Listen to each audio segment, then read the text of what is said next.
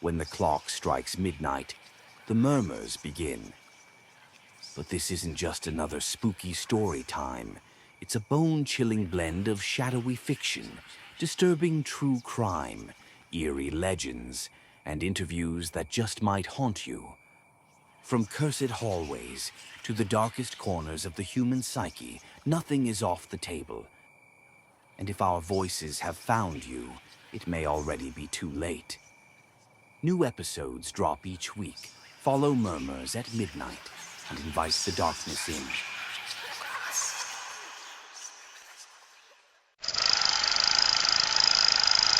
The Walls That Whispered. Chapter 1. The Long Road to Something Waiting. Summer 2002.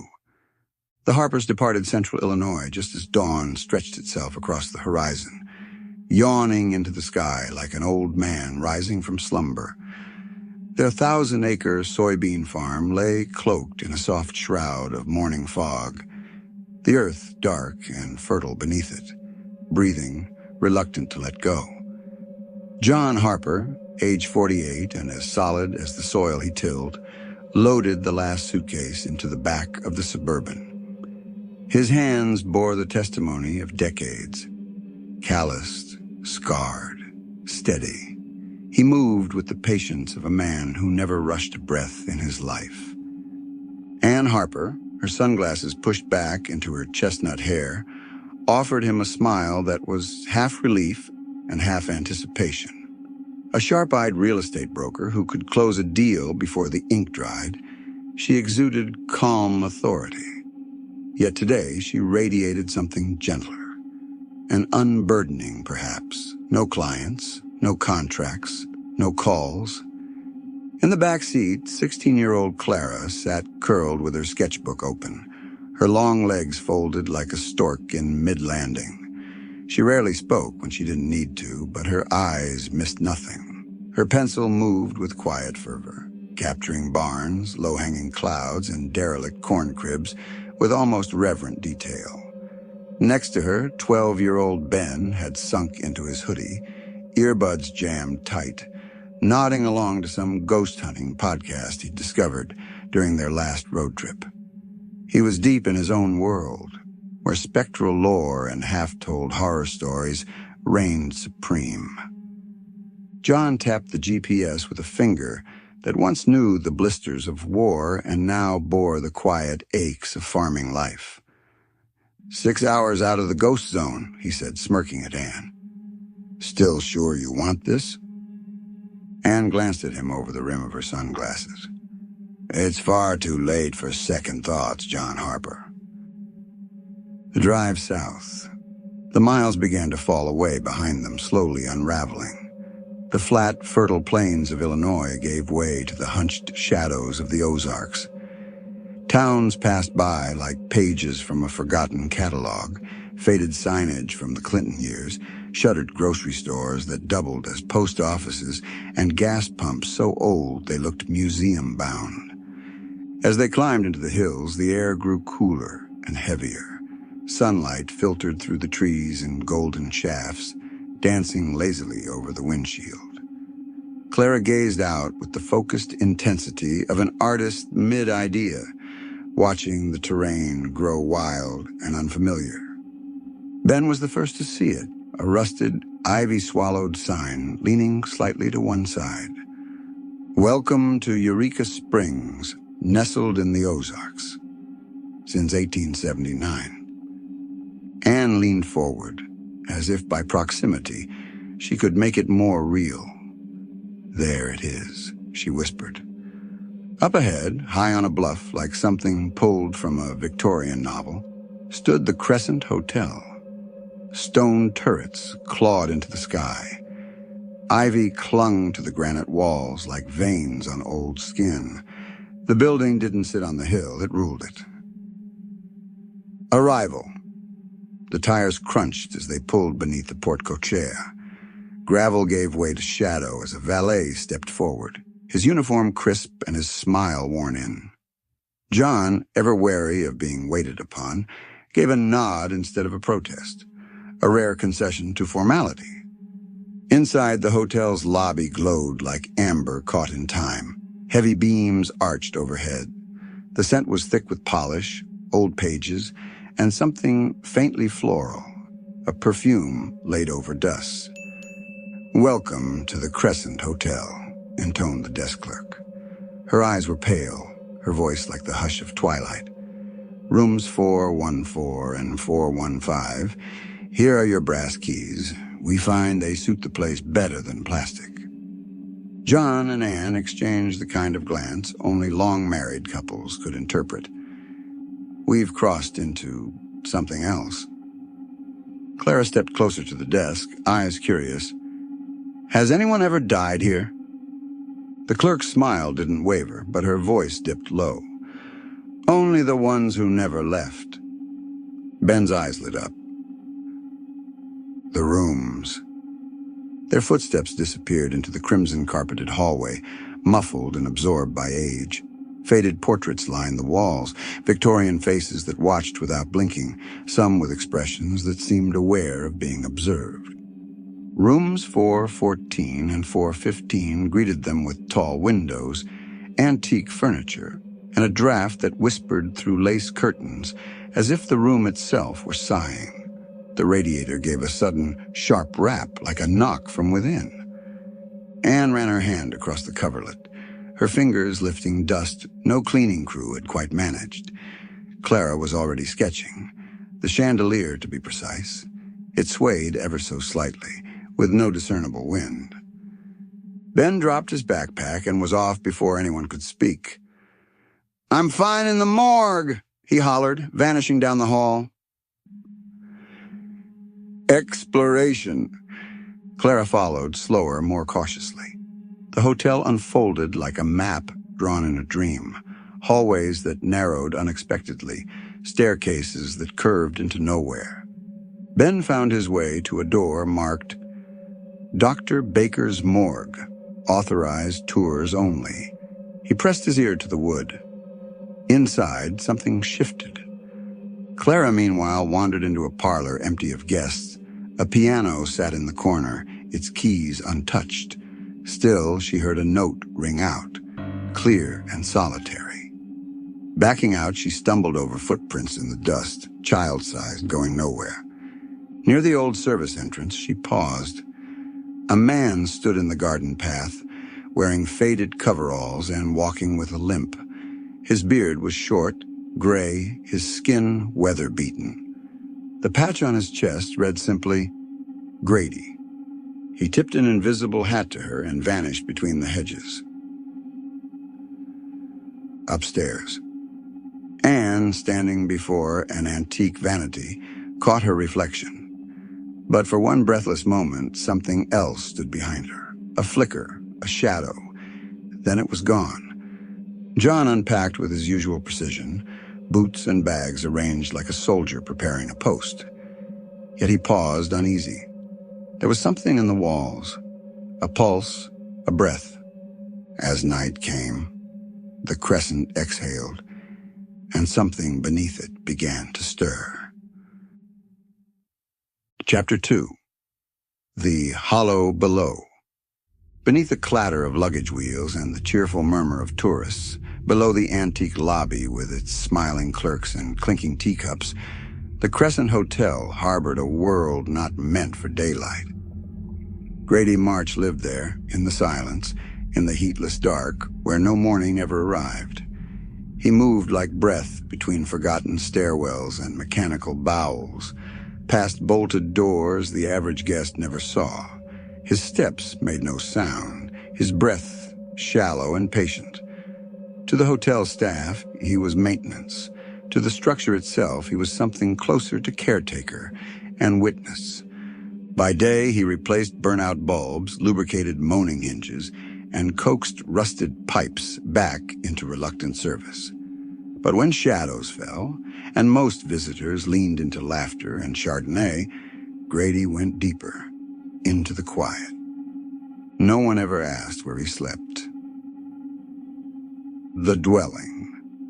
3 levels beneath the lobby, past laundry chutes long since condemned, and behind a heavy, rust-colored iron door, Grady's dwelling revealed itself. His key, a master key to every door in the Crescent and dull brass instrument worn smooth from use, turned in the lock with a moist, reluctant click that felt more like exhalation than mechanism. This was not a room. It was an underside. The air hung thick with mildew, and copper tang filled the sinuses like memory. Pipes bulged along the ceiling like metal arteries. A cot sat low to the floor beside a humming radio.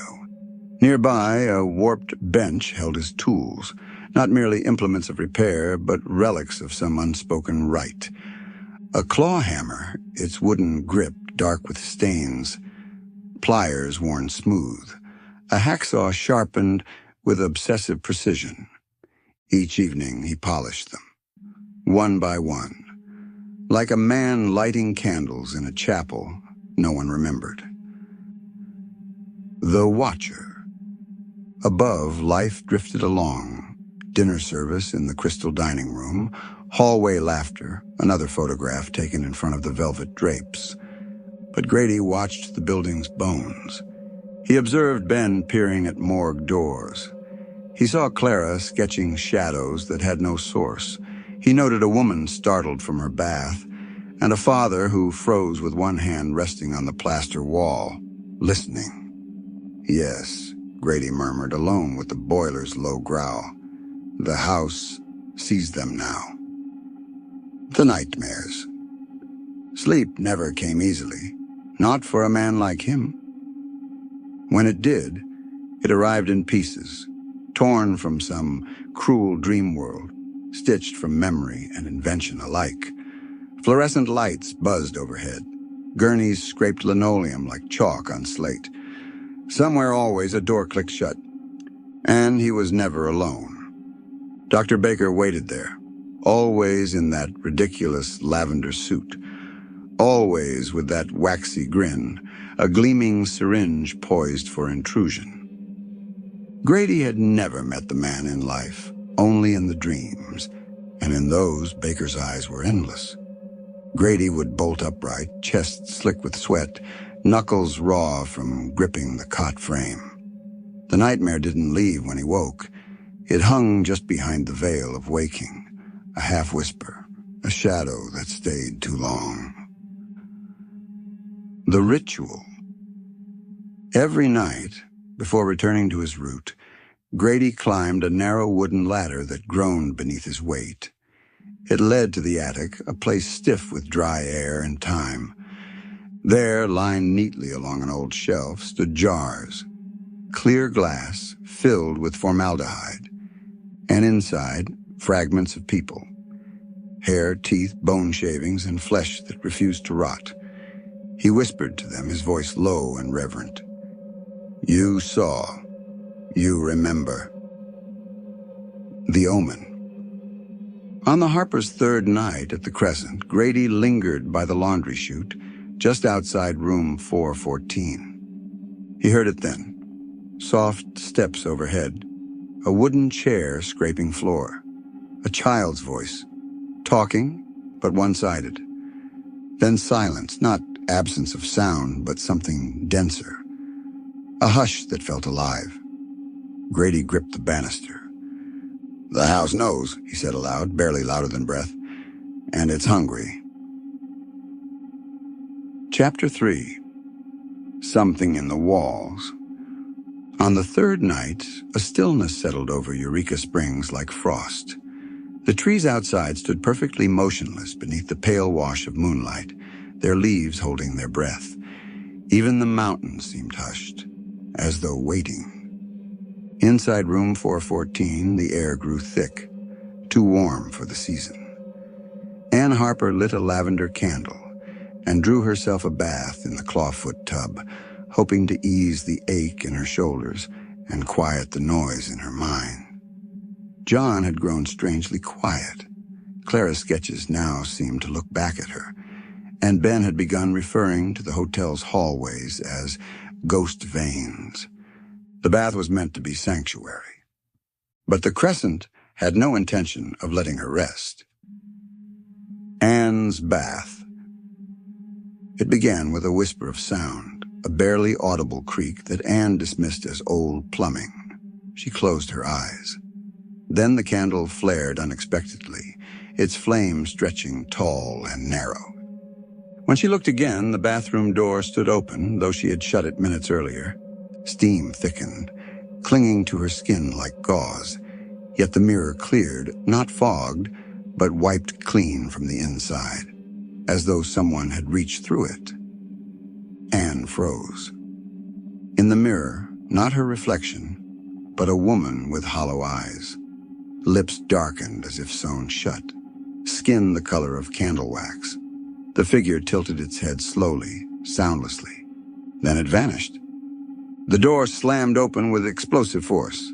Anne screamed, clawing for the towel, stumbling from the tub as if the water itself had turned against her. John's unease. John had been reading, or pretending to, when he heard her scream. He threw the book aside and rushed to the bathroom, only to find Anne already stumbling out, drenched, shivering, wild-eyed. The mirror. There was a woman. He peered inside. Only mist. A woman? He asked. You mean other than yourself? The candle flickered in its pool of wax. Old pipes, he offered weakly. Steam and bad lighting. It's all tricks of the eye, sweetheart. Then came the sound, a tap. Faint, deliberate. Then another, like something chipping through plaster. John reached out and laid his palm against the wall. It was freezing, and beneath the surface, something moved. Morris and the children. Elsewhere in the hotel, Ben chased Morris, a fully grown gray cat, through winding corridors. The feline had appeared, as cats often do, without warning, and now darted past the dining room and out onto a garden terrace. Clara followed, silent, curious, and cautious. Morris led them beyond the manicured hedges and into overgrowth. They discovered a crumbling brick structure half collapsed, its chimney long disused, its iron door ajar. No insects buzzed, no birds sang. Even the frogs had fled. Then footsteps, heavy, slow, coming closer, but with no visible source. Ben and Clara turned and ran, breath catching in their throats, feet pounding the uneven stone as the imagined, or perhaps very real, pursuer followed them back toward the hotel. Back inside, they burst into a stairwell, gasping. Neither spoke as they ascended, too winded, too shaken. Anne and John found them in the hallway. Anne's towel was still damp around her shoulders.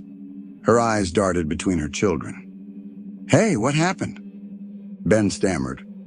Nothing. But Clara, pale as ivory, whispered, We weren't supposed to follow him. The cat.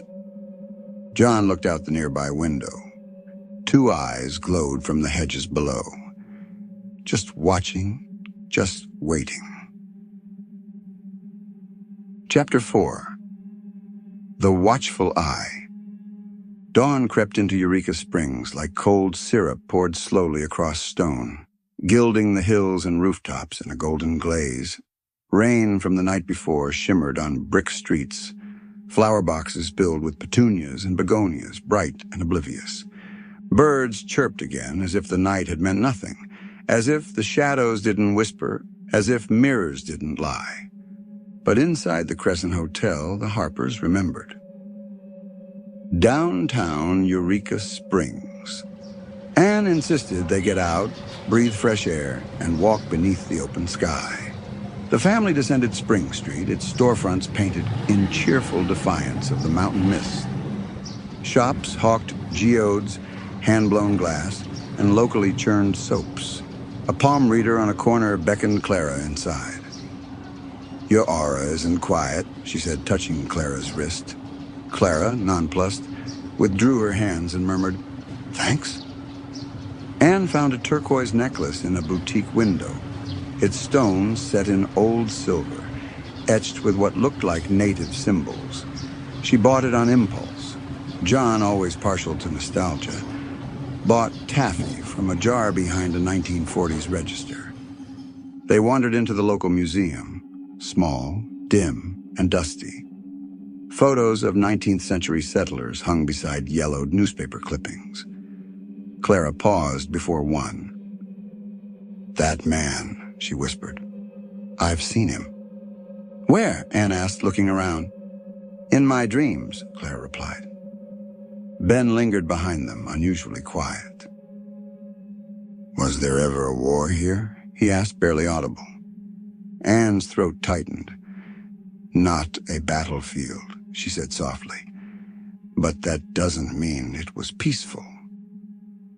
The parking lot. After lunch, they strolled into Basin Spring Park.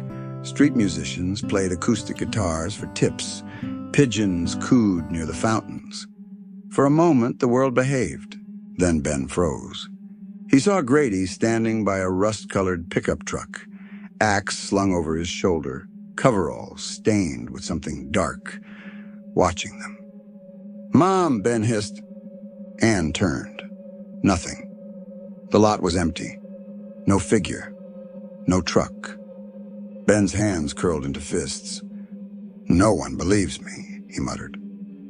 Anne placed a hand on his shoulder. "It's fine, sweetheart. You probably—" "It wasn't nothing," he said, sharper than he meant.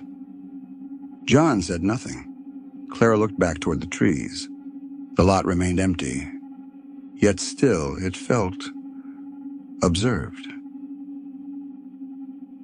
Chapter 5. Nightfall at the Crescent. Evening draped the Crescent Hotel in finery. The crystal dining room shimmered under the fractured light of its crystal chandelier, casting waltzing reflections across the polished floor. Velvet curtains billowed softly against closed windows, stirred by something that wasn't the wind. The music came low and slow, strings, woodwinds, a quartet playing pieces no one quite recognized, and yet everyone felt they should. The Harpers entered dressed in their best approximation of elegance. John wore dark jeans and a pressed white shirt. His boots newly shined. Anne, in a lilac sundress and cork wedges, looked poised yet distracted. Clara brought her sketchbook, though she hadn't opened it since morning. Ben toyed with his silverware, eyes darting around the room. The hotel was beautiful, but the family felt like actors on the wrong stage, saying lines they hadn't rehearsed. "Dinner before the storm," they ordered with careful cheer. John chose the bison tenderloin with mushroom gravy and green beans. Anne, the trout with wild rice. Clara, now a committed vegetarian, requested mushroom ravioli. Ben, never adventurous, stuck to chicken tenders and macaroni, though he barely touched his fork. Dessert came and went. Then John offered a smile and reached into his back pocket. "I got us something," he said. "Tickets to the Blue Moon show. It starts at 8:30. Local performers, magic, comedy. Should be fun." Anne lit up. "That sounds wonderful." Ben groaned. "Seriously?" "It'll be good for us," John said, nudging him. "They've got a comedian. But first, teeth brushed? It's in the rules." Anne chuckled softly. The warmth in her eyes flickered, but briefly. Back to the room. The corridor felt longer than before. The lights, which had remained steady all evening, flickered once as they passed room 408, then again longer at 410. Inside room 414, all was still, until it wasn't. The bathroom faucet turned on by itself as steam rose. Across the fogged glass of the mirror, as if written by a hand just behind it, words formed in dripping letters. "We never left." Anne shrieked. The unraveling. In room 415, the children's television sparked to life without warning. Static at first, then a face, eyeless with mouth gaping in silent scream. It flickered in and out like a broadcast from hell. The lights throbbed as Clara's reflection in the window twisted into a grin that wasn't hers. Then, the walls knocked. Once, twice, again. A rapid flurry of pounding, like fists like claws, erupted from inside the walls themselves, drowning out the screams of the children. They came. John and Anne ran into the room to find an explanation for all of the noise. Just as John saw that it wasn't his children banging in the walls, the air broke. Figures emerged from plaster and shadow. A stonemason in 1880s garb, skull caved in, bleeding dust and lime. A little boy, giggling, bouncing a rubber ball, stepping through solid matter like smoke. A woman, bandaged and blind, stretching her fingers into the void, groping for something lost. A parade of broken bodies, scorched, stitched, moaning, nameless. And finally, Dr. Norman Baker, lavender suit, silver syringe, and the kind of smile that made the skin crawl. The Harpers screamed, but there was nowhere to run. The specters didn't chase. They stood, motionless, encircling the family. The air locked tight. "Don't move," Claire whispered. Silence. Then Ben screamed. "The wrong stairwell." They fled. No, fled is not correct. They exploded from the room, down the hallway, knocking framed portraits from their hooks. John tried to herd them as one. They crashed through a staff-only door into a stairwell thick with dust.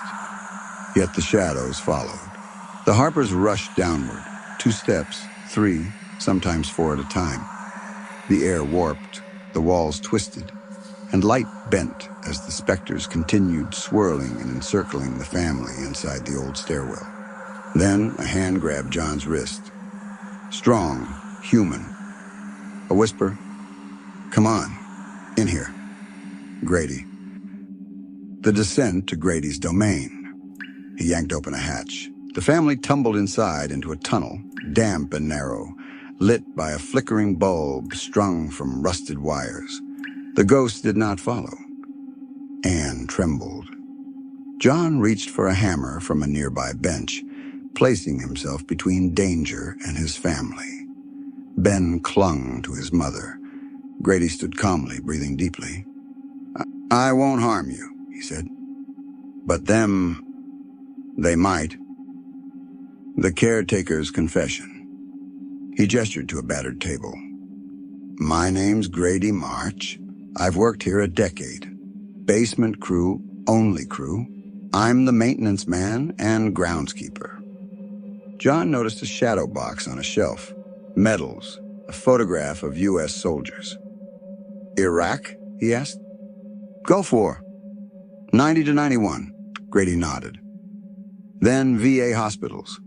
Then this." He drank something dark from a chipped mug. "These ghosts, they grow stronger every year. But they were people. Once." He pointed at the family. "You've seen them. For some reason, you've all been marked." Ben flinched. "That cat you chased, Morris, died in 94. Still playful, but not alive." Anne whispered. "I saw a woman in my mirror." "Miss Theodora," Grady said. "Cancer patient. Room 419. Baker told her she'd be cured. She wasn't. But when she first arrived, he had her write a series of letters to her family, stating she was improving and to send more money. The doc continued sending her family the letters even after she died." John stepped forward. "I saw a man, construction worker. That was Michael. He was an Irish stonemason," Grady said. "Fell from the roof in 1886, and his skull cracked when he landed in what is today room 218. He's the Crescent's oldest ghost. Claire's voice barely rose above the silence. The boy with the ball? Ah, that's Brecky, Grady said. He died from a burst appendix, but he still runs the hallways and plays. Then his voice dropped. These weren't just hauntings. They're warnings. The hotel is somehow alive, and it's noticed you. Chapter 6. The Truth Buried in Ash. A single bulb burned overhead, casting a thin amber glow across the concrete walls of Grady's basement refuge. Yet despite the warm light, the room remained cold, like something had exhaled its last and left the air untouched ever since. The Harper family sat quietly, huddled on overturned crates. Their breath was visible in the chill. Coffee and cocoa steamed in mismatched mugs, but no one drank. Anne stared at her children, their faces pale, trembling, and then at John, whose hands now shook slightly as he sipped. She had never seen him afraid. Grady stood near his rust-colored filing cabinet, eyes distant. They've always been here, he said, voice low. But lately, they've been reaching for something or someone. Why have things changed? He lit another lamp, its pale light slicing new shadows across his face. Something stirred them. Or maybe someone. He began to pace, mug in hand, steam trailing behind like a ghost of its own. I want to find out why, he said. So please, real answers now. Grady's questions begin.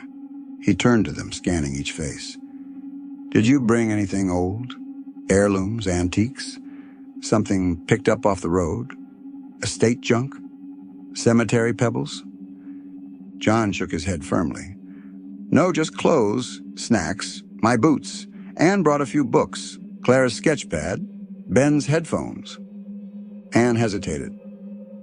I did buy a turquoise necklace from town. Grady's eyes narrowed slightly. Old photos? Any names? Anything touched that carried a story? Clara spoke quietly. At the museum, I saw a photograph. A woman, Lenora. I touched the frame. Grady nodded but didn't respond. He turned to Ben. You two. You went out past the hedges, found a ruined brick building? Ben looked confused. You mean the place with the chimney? That wasn't just ruins, Grady said. That was the incinerator. When the hospital was running under Baker, that's where they sent the bodies. Anne covered her mouth. Clara sat up straighter. John swore under his breath. When someone died, Grady continued, they'd carry the body out at night to burn it there. Then they'd tell the others the patient had fully recovered and left for Paris or Argentina or wherever the lie led. John's voice cracked. Grisly. Ben added, we heard footsteps, so we ran. Grady nodded. That probably saved you. Clarifying questions. He stepped closer now, his tone urgent. Shadows? Have you seen them move? Objects sliding across surfaces? Reflections that don't match? Anne and John shook their heads. Clara paused. I sometimes draw things that I haven't seen yet. Then I see them later. I drew a girl once, but she had no mouth. And a red, wallpapered room. All before we came here. Grady stepped toward her. When did that start? When I was 13, Clara said. After I broke my wrist. That's when the dream started. A boy in a hospital gown. A woman who whispered, but had no voice. She hesitated, then pulled a sheet from her sketchbook. She had drawn Dr. Baker. Accurate. Too accurate. His lavender suit. His smirk. His eyes cold and gleaming. Grady stared at the drawing, then exhaled slowly. Well, crap. Revelation. He moved to a low drawer and pulled out a stack of yellowed papers. Old death records, patient files, maybe even confessions. Some people, he said, are like tuning forks. This place is a transmitter. Most folks just pass through the signal. But people like you, he looked directly at Clara. You're like a receiver. He laid the drawing down gently. You didn't open some mystical door, Clara. You are the door. Silence enveloped them like a shroud. And in that stillness, one fact grew unbearably clear. Dr. Baker wasn't done. No, he was only just beginning. Chapter 7. The Final Room. Morning came, if it could be called that, creeping into the basement like a reluctant guest. Coffee brewed on an old electric burner, its aroma attempting to cover the cold damp that lived in the walls. But nothing in Grady's concrete chamber truly warmed. The Harpers sat bundled in borrowed blankets, the children still trembling beneath the weight of all they'd seen. Clara doodled without looking. Her hand moved, but her eyes stayed vacant. Ben curled on the cot, ear pressed to his mother's lap, the tip of one sock slipping off his foot. John stretched his back and groaned. His joints cracked. He looked older. Grady handed out steaming mugs without a word, then nodded toward Anne. She screamed less last night, he said. That's progress. The back passage. They followed him through tunnels rarely walked by staff, passageways crawling with steam pipes and lined with stone that hadn't been touched since Baker's time. Dust floated like pollen. Even rats seemed to have abandoned these corridors. Ben broke the silence. It was the cat, he said. Morris, he led us out to that ruined place. Grady's step slowed. The truth about the incinerator. They call it a shed in the brochure, he said, voice low. Built in 1937 when Baker took over. But it wasn't a shed. It was the incinerator, where they burned the bodies. He paused before a rusted service elevator. I've spent nights wondering how many went in before they stopped breathing. How many were still alive, just sedated. Anne gasped. Clara's face paled. John closed his eyes tightly. 42, Grady continued. That's the official count of the bodies burned instead of their remains being sent home to family for a proper burial. But I don't believe it. I've read the records. It was more, a lot more. Clara spoke up hesitant. The wildlife, nothing lives near it. Grady exhaled. Nothing wants to. The mob's justice. Grady paused and leaned against a steel beam. When the state began investigating, locals took matters into their own hands. Baker had greased the mayor, the police, even some judges. Told them the smoke was just hospital trash. But the town knew. The stench, no one forgets it. He looked away, as if seeing something behind the wall. One night, they dragged him out, tied him up, stuffed him into the furnace. No trial, no appeal, just justice. The silence that followed wasn't reverent. It was dreadful. He vanished from the newspapers after that, Grady said, but not from here. The final question. John finally spoke, voice measured, heavy with dread. Are you saying that you think he is what's causing all of the things we've seen? That somehow it's him? Grady looked straight at Clara, then back at John. Yes. If it isn't Baker himself, it's something drawn from him, made in his image, fed by his legacy. I've seen things in the woods that don't blink, things that smile without eyes. He took a breath. Ghosts are usually echoes, like phonographs repeating a single word, never learning. But this one, this thing, it learns. It watches. He turned back to Clara. It doesn't want the hotel. It wants her. Chapter 8. The daylight doesn't save you. Morning poured bright over Eureka Springs, golden and defiant, as if the sun itself were trying to erase what had passed during the night. But light only softened the edges. It did not erase the dark. Inside room 414, the Harpers packed in silence. No one spoke of the nightmares or the walls that whispered. They simply folded clothes with trembling fingers, zipped suitcases with unspoken urgency. "We're out in 30, John said. His voice was flat and final. No pauses, no detours.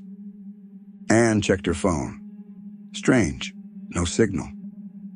Ben stood near the bed, pale and quiet, then without warning, he screamed. Two gray hands shot out from beneath the bed, bone-thin and ice-pale, and yanked him by the ankles. He hit the floor hard and vanished under the bed frame, with one strangled shout. "Ben!" Anne shrieked. John lunged forward, dropped to his knees, but there was no boy under the bed. Just blankets, cold floorboards, and silence. Then Anne vanished. The closet door snapped open like a mouth and swallowed her whole. No struggle, no sound. John spun. "Anne!" But the room was still again. Too still. His breath caught in his throat. A pressure, invisible and immense, seemed to gather around him. He stumbled onto the balcony, gasping for air. The door behind him slammed shut. Then it locked. Clara's isolation. Next door, in room 415, Clara packed alone. Her door was bolted. She had double-checked it. Her hands moved on autopilot. Fold, zip, repeat. Then something shifted in the air. A breath, hot and close, brushing her hair. She turned to see behind her stood a man. The specter revealed. He looked at first like he belonged, handsome in a dapper lavender suit, silk tie neatly tucked. His white gloves were spotless, but his skin was wrong, pale as funeral ash, cracked and webbed like ceramic left in fire too long. His mouth sagged unevenly, half melted. His eyes were dark wells with no bottom. "You drew me, didn't you?" he said, smiling and pointing to her sketch pad. Clara backed away, hitting the edge of the bed. "I couldn't move past the furnace. Not for decades," he continued. "But Clara, you opened something." He stepped forward. "I don't want just your drawing anymore. I want you." "Grady's return!" The door burst open with a crash. Grady charged in like thunder, wielding an iron pipe. With one brutal swing, he struck the figure through the chest.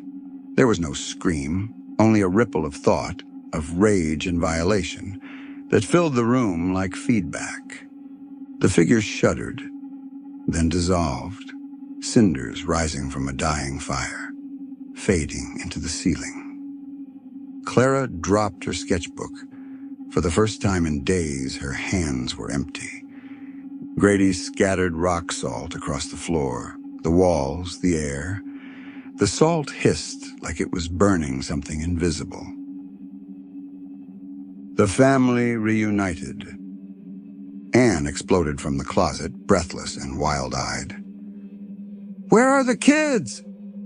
Ben crawled out from beneath the bed, coughing, gasping, reaching for daylight. John stumbled through the now unlocked balcony door. "Clara."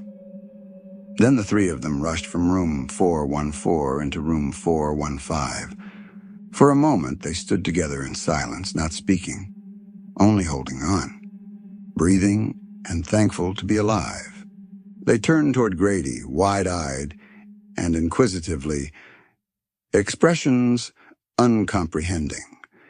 He straightened his back and let out a long, weathered breath. then deadpan.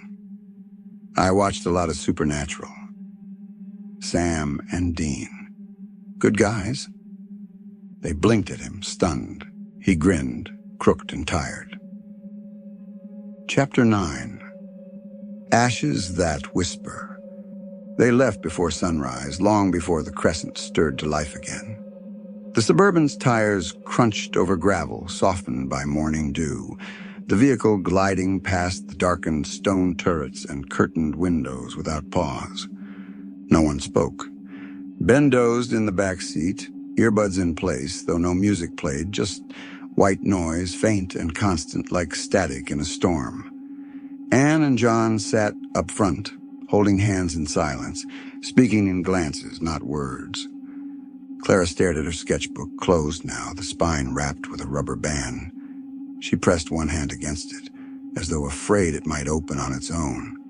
Her eyes were hollow, her thoughts somewhere behind them, deep in the stone of that place. Illinois would mean distance, but not peace. Beneath the Crescent, far below, beneath boilers and buried bones, the air had cooled. The furnace was long dead, but its heat still lived in memory. Dr. Norman Baker remained. Not Holy Spirit, not quite memory. A half idea given form by cruelty, belief, and ash. He drifted through bricks and beams like smoke with a purpose. And then he heard it. Laughter. It sounded bright, youthful, and alive. 3 young women arrived that afternoon, luggage trailing behind them, chatter echoing through the lobby like bells. One of them giggled as they signed the register. "Isn't this place haunted?" she asked. "New guess." Her name was Valeria, not Clara, not gifted and not marked. But she bubbled, full of life, and that was enough. He watched her approach, room 415. She laughed as she turned the key. This time, he would not be banished. This time, he would stay. Epilogue. Missing in the Mist, The Vanishing of Valeria Robertson, revisited. June 12th, 2025, Eureka Springs, AR, by Morgan Ellsworth, Ozark Ledger. We never stopped wondering, and we never stopped being afraid, says one former Crescent employee, speaking on condition of anonymity. Valeria Christina Robertson disappeared 23 years ago. A 19-year-old college sophomore, she checked into room 414 on a warm summer Friday in 2002. By Sunday morning, she was gone. No signs of forced entry. Her phone, wallet, and luggage untouched. Hotel security footage showed her entering the room at 1:34 a.m., but she never exited. The next day, cleaning staff found the room in perfect condition, except for the mirror. Technicians noted inexplicable condensation and irregular flickering in the hallway lights. One reported an abnormal cold, but nothing more. Unearthing old ashes. Just last year, groundskeepers discovered long-buried masonry and scorched iron piping behind the Crescent's north wing. The State Historical Society confirmed the remnants as part of the original incinerator used during the hotel's mid-20th century tenure as a so-called cancer hospital. Dr. Norman Baker's treatment included injections of carbolic acid and watermelon seed extract. The official death toll stood at 40, but local researchers believe the true number was higher, much higher. A link between past and present. Paranormal investigators have long noted similarities between Robertson's disappearance and Crescent hauntings. Since the early 2000s, guests have reported sightings of a young woman on the 4th floor, drifting silently, humming to herself, vanishing in mirrors. She asked if the music was still playing, one guest wrote in 2017. Like she thought she was still at a party. Several described seeing her reflection, in room 414's mirror, even when the room was unoccupied. A haunting that endures. To law enforcement, it remains an open missing persons case. To the town of Eureka Springs, it's a scar that won't heal. Grady March, former maintenance man at the Crescent, once told a local podcaster, "Some people leave footprints, others echoes, but some, they leave a silence that screams." Every June, Valeria's mother lights a candle in her window. "She didn't run away," she said once to reporters. "Something took her. She's still there, I know it, still waiting to be heard."